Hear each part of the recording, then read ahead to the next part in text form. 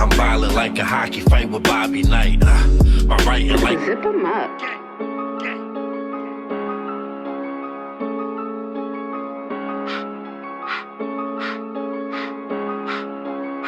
Tackle is, of course, just a recent thing that just happened. Power moves. Hitman Holla, bags and bodies, you know. And Geechi. His first major event, and he booked him versus Gotti. Yes. You know, and you know that was a power play, a battle the culture been wanting to see for years. Yeah. And you know, a lot of people feel like this battle not only lived up to the hype, but it exceeded what we needed to see as far as just these guys getting in that space. How you felt about the battle and just these guys coming together? So, I haven't seen the full battle. I was lucky enough for knowledge to have VOD when I was able to watch the first round. Gotti's first round was 15 minutes. So, and Hitman's was like maybe 7, 8. And we had to get this interview done. So, I gave Geechi the first round. I haven't seen round 2. I haven't seen round 3. So I gave Geechi the first round. So I gotta watch the rest and make a decision on who won that battle. What made you give Gotti the first? Since that's the round you've seen. What made you lean towards Gotti? I thought Gotti's approach was really good. Aside from just him rapping for 15 minutes, double the time that Hitman did, I think his angles were just great. He touched on angles that a lot of people either have heard about or were very familiar with, or we kind of know of Hitman when it comes to his flaws and specific discrepancies.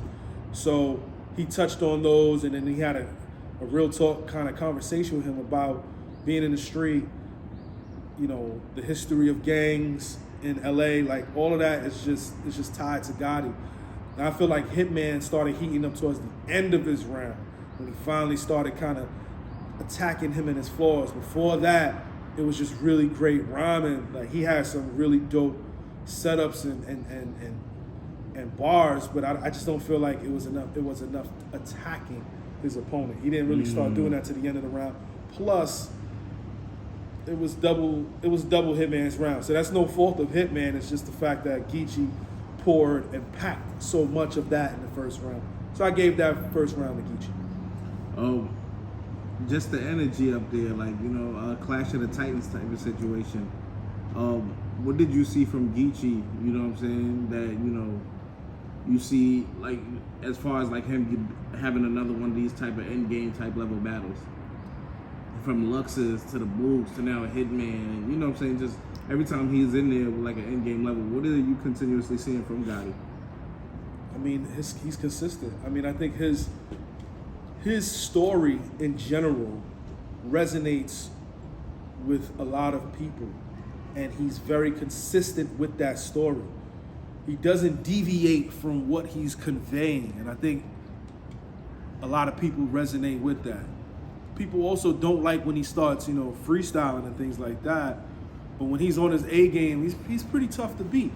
There's not a lot of stains on his jacket. Obviously the tree situation, that's one of them. But aside from that, like, he's solid. Like, it's hard to kind of find an angle on him that sticks.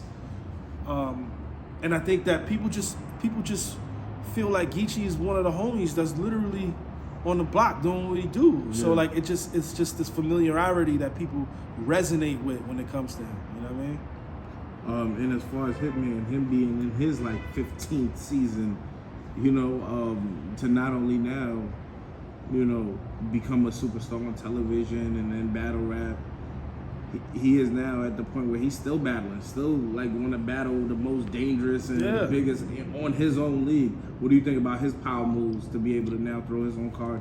And I've spoken to him, where he said he wants to have the biggest league in battle rap, throwing the biggest, best events.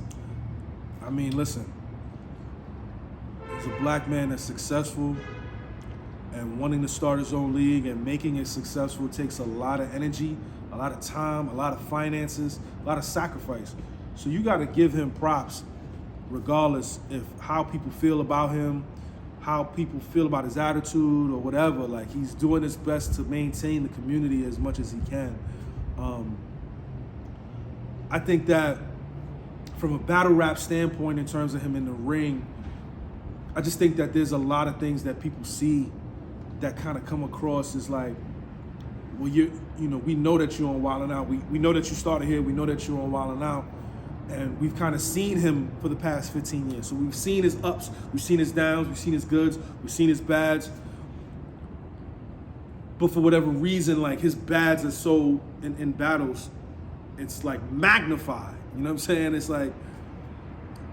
What do you mean by that? Like, I mean, I feel like, people harp on him being, in his feelings a lot. You know what I'm saying? Okay. Online, or like his situation in Los Angeles that people kind of harp on. Mm-hmm. These things are for the public to consume because of who he is.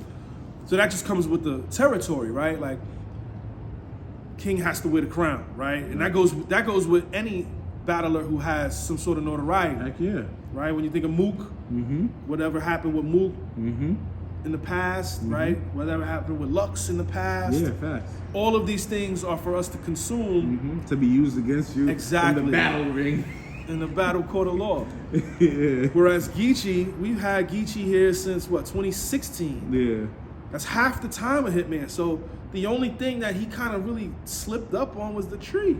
Yeah, that's if he didn't hide behind that tree, there would literally be nothing. I think before the tree was like, he wasn't looking in people's eyes when he was battling. But then saying, you could tell, believe it in their eyes. Yeah. But he wasn't looking in their eyes. You know what I'm saying? So like, that was his only flaw. Like, so I think Hitman, I think he understands that when he's in the ring. I just don't know outside of the ring. I don't know if he's been able to kind of differentiate between the difference between the internet is just not real life and the beautiful reality that he's living in. You know what I'm saying? I think he's just constantly trying to prove himself when he doesn't really need to, because he's already proven. You know what I mean?